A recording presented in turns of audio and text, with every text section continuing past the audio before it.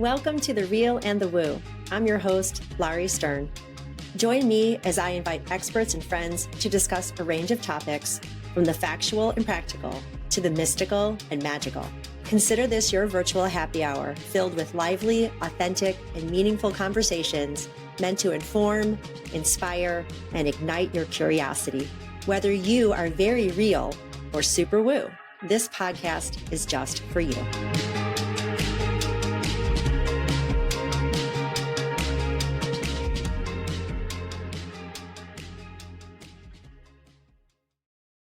Welcome to The Real and the Woo. I'm your host, Lauri Stern, and I'm here with a Mindfulness Monday.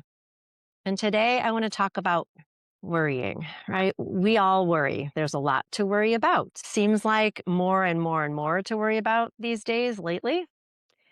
Pick a topic and there's something upsetting happening. They'll give you a minute to probably think of so many of them. And that's really the practice I want to deliver here today. I've written about how to get out of our monkey minds, how to get off the hamster wheel. And we know meditation, whether it's seated meditation, moving meditation, and you sort of practice that brings your mind to settle, we call meditation. I'm a big fan of that, huge fan of that. In any way I can get it, I do meditate in a variety of ways, just like the ones I described. I was just having a conversation with a friend of mine.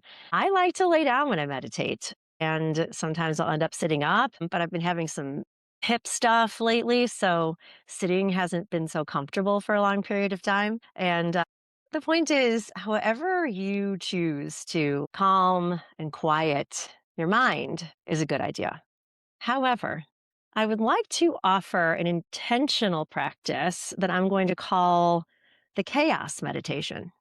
So this is going to be different. I'm going to invite you to actually think of all the awful, terrible, worrisome things that are on your mind. You can pause this and jot them down, or you can just think about them. And I'd like you to notice, if you're writing a list or you're making a list mentally, how that feels for you physically. Do you get head aches? Do your temples throb? Are you getting neck stuff, or your shoulders are tense? Does your stomach get upset? How does worrying manifest in your body? So I want you to just really notice that. And it's not necessarily going to be the same every time you're worrying. Depends on about whom or what you are worrying, right? If we're worrying about the world versus our child or children, if we're worried about how to pay our bills or purchase gas or drive in the snow if you're new to Chicago and you're not used to snow, anything at all, right? There's so many things that we can worry about. And if we're not really aware, we're probably in our worried state of mind more than we realize. And so I'd like us to train our minds to let the worry happen, but I'd like to train ourselves to not be carried away by it. So, to describe again, traditional meditation is something we do that brings our body and our mind and our spirit into a state of calm. So, we practice through meditation like that to keep coming back to some sort of image or clear sky or a whiteboard without any words on it. And that is a practice. So often I remind my clients and my students, when we start practicing meditation in that way to try to empty our minds, there's that scene from the Lucille Ball show, if you're old enough to remember it, where she and Ethel are working at, I think it's a candy factory, and there's a conveyor belt and they cannot keep up with the sorting of the candy. And so she starts, I think it's Lucille, she starts stuffing her mouth with candy just to try to keep up.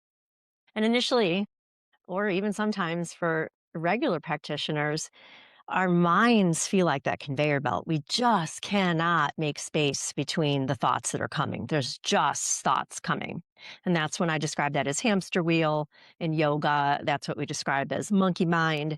And there are exercises. I have a practice called the heart drop, where if you feel like you're getting in that state of mind that's just too many thoughts, If you find yourself getting into that state of mind where you're really revved up in too many thoughts, it's a practice, and I'll link it in the show notes below, where we drop our head into our hearts and let that space help dissipate, carry away, and calm our mind. Now, this practice is different because I want you to intentionally fill your mind up with everything you're worrying about. But I'd like to put a limit on it. So, creating a boundary is easy for staying away from unsafe situations. I've talked about energy vampires. If someone calls you or texts you, or gets you at the store that you know is an energy vampire and you're really not able to give of yourself that way or want to, you don't have to answer the phone. You can make an excuse why you don't have time to talk at the grocery store. You can get away. You can put up a boundary. If someone's being an asshole to you, you don't have to be their friend. That's a boundary.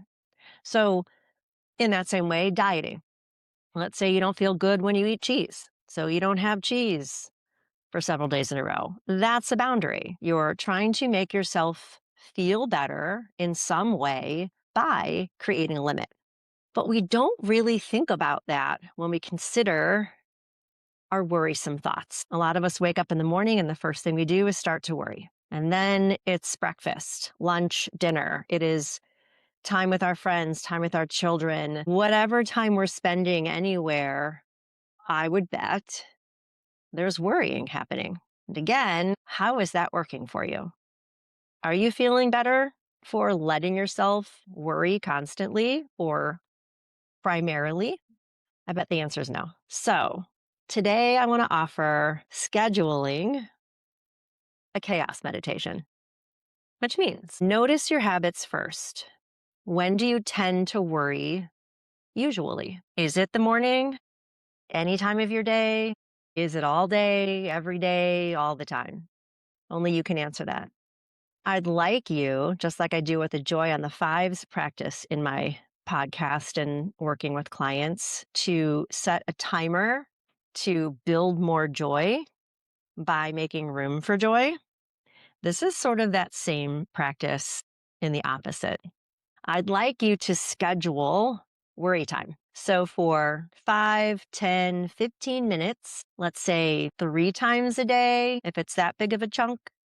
If it's like 3 minutes, maybe once an hour or once every 2 hours, you're going to figure it out. Let's get a container that's manageable for our worry.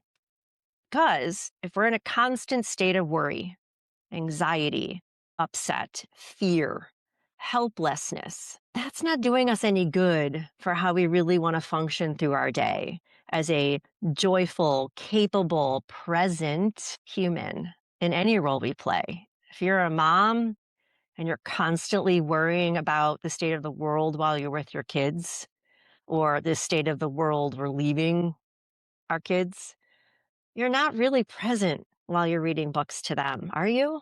Or playing Legos or watching them play soccer. No, you're in your head. You're in your state of worry. You're in your state of fear. And maybe on the sideline at that game, you're talking about what's wrong with the world. And did you read the newspaper? Or did you see that news segment? Or did you hear so and so fell off a cliff? And oh my gosh, now I'm afraid of cliffs and I'm never going to go near cliffs again. Whatever it is, you're not present. You are being carried away by your thoughts. And in this case, by your worrisome thoughts. So, just like setting a boundary with anything else to bring you more space in your day, more good feels with your physical body and your mental body, how we keep ourselves safe, literally, but also metaphorically, staying away from people that annoy us or aggravate us as much as we can.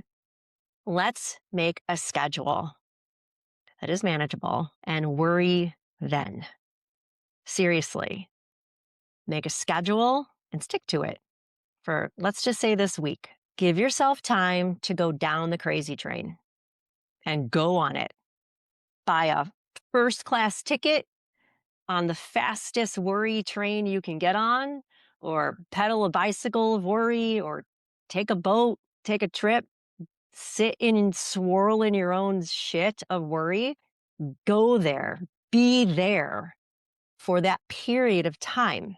And when the timer goes off, if you're setting one, stop, just stop. It doesn't mean you're spiritually bypassing what really is upsetting you or worrying you. It means you're in charge of you more than you're giving yourself credit and more than you're allowing yourself to demonstrate your ability to function better than you are when you're in the state of worry. That's pretty much it. I want you to set a timer, come up with a reasonable amount that works for your day, where you can allow yourself to put your worries in this box, this container. And when the alarm goes off, wrap it in a bow and stick it on a shelf and get on with your day. Get on with your work, get on with being a parent, get on with driving your car, sing, find some joy, go to a class, but don't bring that box with you. Put it on the shelf, keep it there, or toss it in the garbage. Whatever you need to do to get rid of it, do it. And then when you've scheduled that worry time again, go through it all over again. Get on the train, do all the things, have all the thoughts, and then stop. So what you're doing is you're training yourself to remember that we really are mind over matter, but it becomes the opposite, that what is on our mind matters more. And we think that that matters so much that we have to stay in whatever is on our mind. And if we're staying with whatever's on our mind and that stuff is worry, what are we doing? That's no fun at all, is it? Our bodies are designed to seek pleasure and avoid pain. And when we allow ourselves to worry too much of the time, we're not practicing that either. We are succumbing and being victims to our thoughts rather than being in charge of them. So again, I'm not saying become an ostrich and stick your head in the sand unless that is a good practice for you for that period of time to get you off that train of thought. Do whatever you have to do, but limit it and really do it. Doesn't make you a better person because you're the worrywart of the group. Doesn't mean you're the most intelligent person because you read, the New York Times or the Wall Street Journal or you listen to NPR and now your mind is filled with all the news of the world and that's great. But how's that working for you? What are you proving to anyone, frankly, by being able to regurgitate information if all the information you're regurgitating is upsetting to you and to the people to whom you're regurgitating it, right? If you're that person, super intelligent, you pride yourself on, understanding big words that come in those newspapers or big ideas of global geopolitics or whatever, and that brings you joy to have conversations at that level. Notice, are you only bringing forward conversations at that level of intelligence because you want to prove that you understand how upset we all need to be because of what you've learned? Or are you reading those pieces of information or listening to those shows because you want to bring forward an inspiring idea? Maybe you want to talk about a new invention that you read about. Maybe you want to talk about a great vacation spot that you learned about. That's very different. So when we feed our bodies, it's not just with food. It is with information, it's with our intake. And when that information and that intake affects our bodies, and in this case, I'm talking about worry, you need to get a different meal. Okay. So if the meal you're choosing is information that is translating into your body as anxiety and fear and upset, you need to change the food.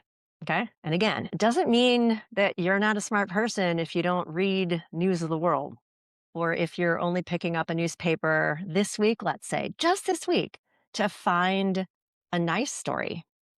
And maybe for just this week, you can ignore the negative ones, see how that feels.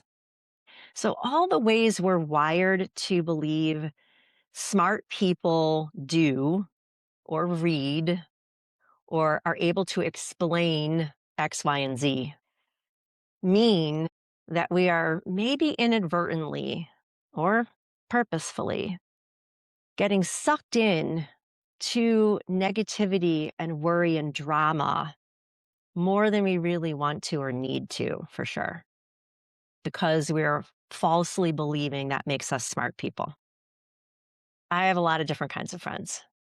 I would hope that my friends don't put me in a box and are only friends with me because I know certain things. So let that sink in too. What are you afraid of if you take on this challenge of maybe not reading or watching or listening to things that are really upsetting, and your upset over those things probably isn't going to change them today or for sure this week? You're allowed to not do those things, not read those things, not go after that information. If you feel like discussing new recipes or cool vacation spots or where is the best dog park to take your dog as vacuous and stupid, I'm sorry, it's not. We need to balance our intake and balance our output. If all you're putting out there into the world is your worry, that's rippling in a way that's worrying others. And it's also probably not making you feel any better. It's just a self fulfilling prophecy and a vicious cycle of worry over and over and over and over again. And like one of my sisters says, worry is like a rocking chair. It gives you something to do, but it doesn't really get you anywhere. So notice if you're on the rocking chair all day long, and I want you to set an alarm to get on your chair or get on that train, like I said, and worry yourself silly. Go for it. And then stop and really stop and get on with your day and get on with your life. And little by little, I hope that after this week or after you might decide not to do this practice anymore in such a structured way, that you're better able after this practice to catch yourself before it's been 2 hours of constant worrying when it probably could just take 2 minutes and you'd be good. Okay. I hope this really helps you. I know there's a lot of people stuck in worry and anger and fear and anxiety. I'd like us to make more room for hope and joy and connection within ourselves and to others. And I hope that considering doing a practice like this, a chaos meditation, helps train you and retrain your brain to make more room for what makes you feel better than constant worry. All right, I'm going to leave that with all of you today. And I appreciate you listening. I'd also love you to do me a favor. I'm going to link the YouTube channel again and my Substack and all of my links. And you guys know I hate the algorithm game, but who's to say I can't reach a few more people if you people leave a comment, share, subscribe, and like whatever it is and wherever you're watching me or hearing me so that I can reach others that are meant to hear this message too. Thank you for that. And I hope you have a wonderful Monday and a wonderful week ahead.